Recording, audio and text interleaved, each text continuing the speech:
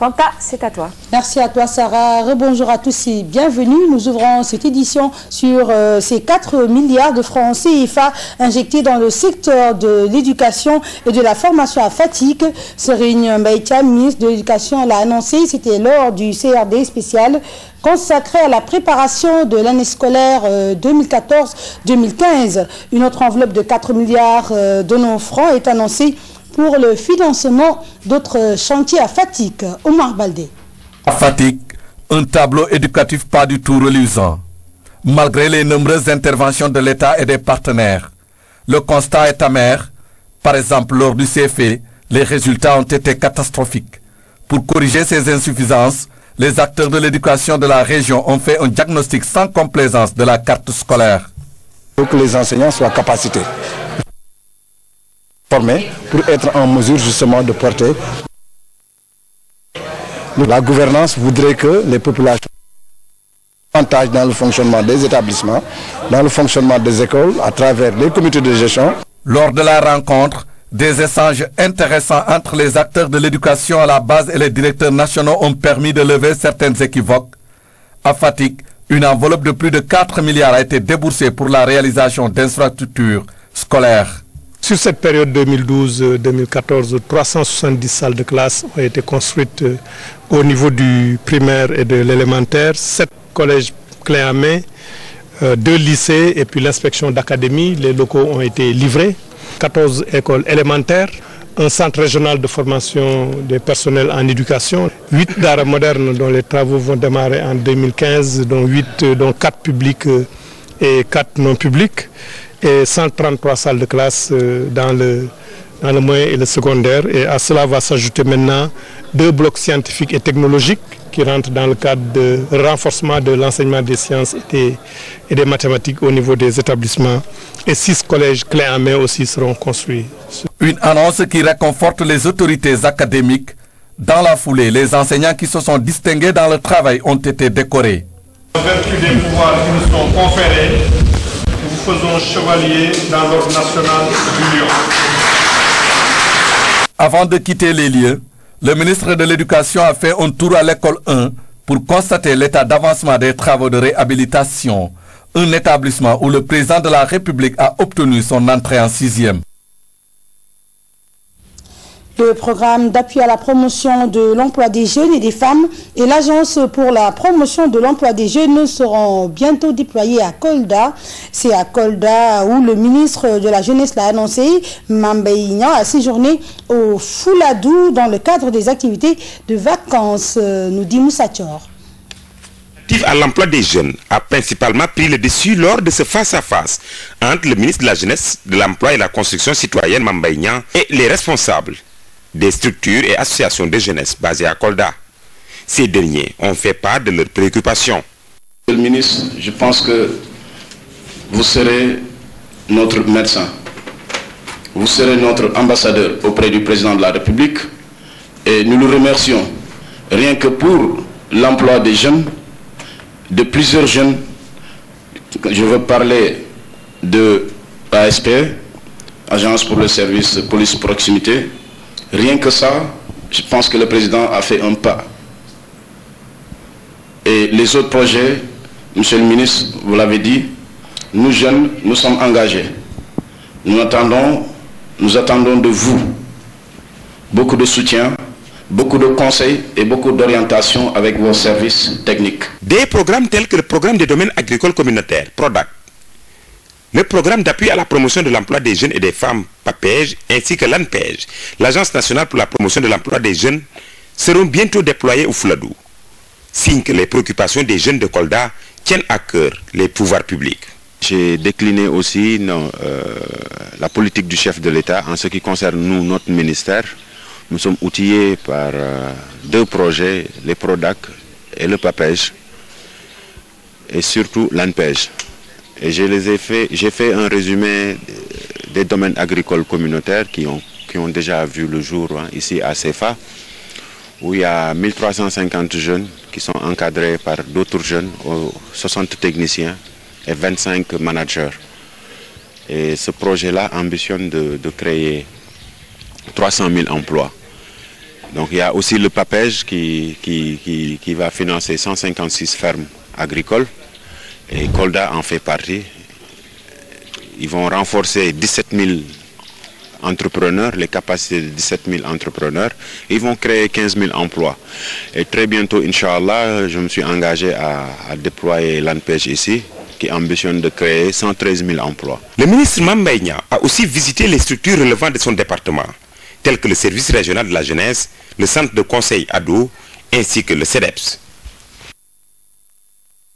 Après Kolda, Ziguinchor a accueilli le ministre de la Jeunesse qui conduisait la caravane découverte solidarité. Sur place, les caravaniers ont animé des activités socio-éducatives. Le compte rendu de ces activités avec Kaltoum Gueye. Un lâcher de colons au monument de la paix clôture cette première étape de la caravane découverte solidarité sur l'axe Casamance. Pendant 5 jours, ces 60 jeunes ont eu à faire beaucoup d'activités socio-éducatives dans la région de Ziguinchor. Nous avons eu à dérouler beaucoup d'activités, à savoir donc la réhabilitation de la place dédiée aux naufragés du Diola. Et également aussi, nous avons eu à visiter le département d'Oussouy. Nous avons rencontré le roi d'Oussouy. Nous avons visité les maisons à étages en Banco qui se trouvent à Moulomp, le musée des origines Diola de Moulomp. Et nous avons aussi rencontré la famille de Aline Sitoé Diatta à Cabrousse. Entre autres également, nous avons fait comme activité la sensibilisation des populations sur la maladie Ebola. Et aujourd'hui également, nous avons eu à faire ramassage de déchets plastiques qui est aujourd'hui également une problématique. Et aussi, pendant toute la durée de la caravane, nous avons échangé avec les jeunes et leur permettre entre eux aussi d'échanger sur la santé de la reproduction qui est également aussi une problématique qu'il ne faut surtout pas ausculter. Les caravaniers ont reçu la visite du ministre de la Jeunesse. Ce dernier est convaincu qu'une telle initiative va amener les jeunes à renouer avec les comportements patriotiques et citoyens. Nous pouvons tous constater qu'aujourd'hui, il y a un problème par rapport aux valeurs. Nous assistons à une dégradation massive de ces valeurs républicaines et même citoyennes. Donc s'il y a des organisations qui s'attellent à travailler bénévolement, à encadrer des jeunes, nous ne pouvons que nous en féliciter et les encourager. Occasion également pour Mame Mbaye Niang de se prononcer sur la lancinante question de l'emploi des jeunes. Sur 4 ans, nous avons l'ambition de créer 10 domaines agricoles communautaires, d'où la création de 300 000 emplois. Nous avons le PAPEJ aussi, qui va former 17 000 entrepreneurs et créer 15 000 emplois et 156 fermes. Il y a l'ANPEJ aussi qui ambitionne de créer dans les 4 ans, sur les 4 ans, 113 000 emplois. Donc naturellement, nous constatons qu'il y a à peu près 450 000 emplois qui seront créés d'ici les 4 ans, qui dépassent largement les promesses du président de la République. 300 jeunes âgés de 14 à 17 ans participent à cette caravane. Répartis en 5 axes, ils vont sillonner tout le pays pour sensibiliser et informer leurs pairs et les populations locales sur les questions qui touchent la santé, la paix, la solidarité, entre autres.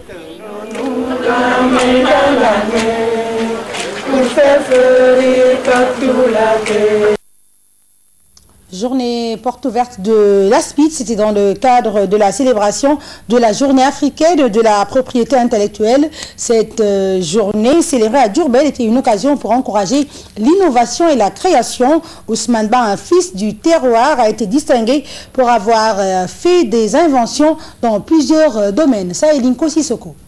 Cette repiqueuse de riz a valu une grande satisfaction au Salon des inventions et innovations de Genève en 2013. L'œuvre est signée Ousmane Ba qui a aussi inventé ses autres produits, suffisant alors pour l'Agence sénégalaise pour la propriété intellectuelle et l'innovation technologique d'honorer ce natif de Diourbel. La ville a abrité durant 2 jours la journée africaine de la technologie et de la propriété intellectuelle. Devant autorités et sympathisants, le professeur d'enseignement technique a démontré l'utilité de ses inventions, surtout dans le domaine agricole, mais aussi dans la modernisation des moyens de transport, à l'image de ces 2 calèches. Le gouverneur de région a salué la pertinence de la célébration de cette journée, 15e du genre. Elle est aussi une occasion, selon lui, pour encourager les chercheurs et les investisseurs en les associant aux programmes liés à la sécurité alimentaire. Le directeur général de l'ASPIT, Martar Dia, s'est dit satisfait de l'organisation de cette journée. Il s'agit de promouvoir les procédés techniques locaux pour permettre au Sénégal d'être moins dépendant des technologies importées. On veut cher au président Macky Sall. Cette journée porte ouverte de la suite a aussi permis aux acteurs de lancer un appel afin de stimuler l'innovation et favoriser le partage des connaissances. Un atout majeur pour la réalisation durable des 4 piliers. Des piliers définis dans le plan détaillé de développement de l'agriculture africaine mis en œuvre par le NEPAD. Hors de chez nous, le trafic aérien de Air France perturbé ce lundi. 60% des pilotes sont en grève. Une grève prévue du 15 au 22 plutôt septembre. La moitié des vols de la compagnie sont annulés. Pointe à l'aéroport d'Orly. 5 h du matin, 11 équipages de Transavia s'apprêtent à partir dans toute l'Europe. Météo à destination, un peu de passage de brume. Pour le commandant de bord, Emmanuel Cachia et son équipage, direction le Portugal, Porto. L'équipage, combien de personnes? 4 PNC, donc hôtesse de l'air steward, et 2 pilotes. La composition de l'équipage, rare point commun entre le géant Air France et sa filiale à Bakou, Transavia. Car pour le reste, rien à voir. À commencer par le temps de travail des pilotes. Installés dans leur cockpit, ils multiplient les décollages. Un pilote Transavia vole en moyenne 700 heures par an, contre 565 heures pour Air France. Et ça ne s'arrête pas là. Je pense qu'on va faire du guidage radar. On peut travailler jusqu'à 7 jours d'affilée. Et par jour, notre temps de service vol peut aller jusqu'à 13 heures. Madame, souhaitez-vous un petit déjeuner? Dans la cabine, le service a commencé. Contrairement à Air France, tout est payant. Les ventes à bord, 30% des recettes de la compagnie sur un vol.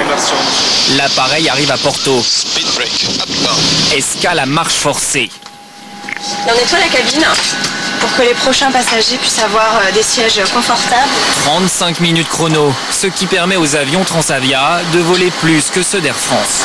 Qui va faire aujourd'hui 6 étapes. Donc après, il repart sur Venise. Et ce soir, il repartira sur nos destinations en Europe. À qualification équivalente, un commandant Transavia est rémunéré en moyenne 15 000 € bruts par mois, 17 000 chez Air France. Autant de différences qui rendent la compagnie low cost plus rentable. Selon le groupe, les coûts d'exploitation chez Transavia sont 40% plus faibles que chez Air France, mais ils restent 20% plus élevés que chez EasyJet. Et c'est justement pour rattraper ses concurrentes à bas coût qu'Air France a décidé de miser sur Transavia en investissant 1 milliard d'euros sur 5 ans. Fin de cette édition.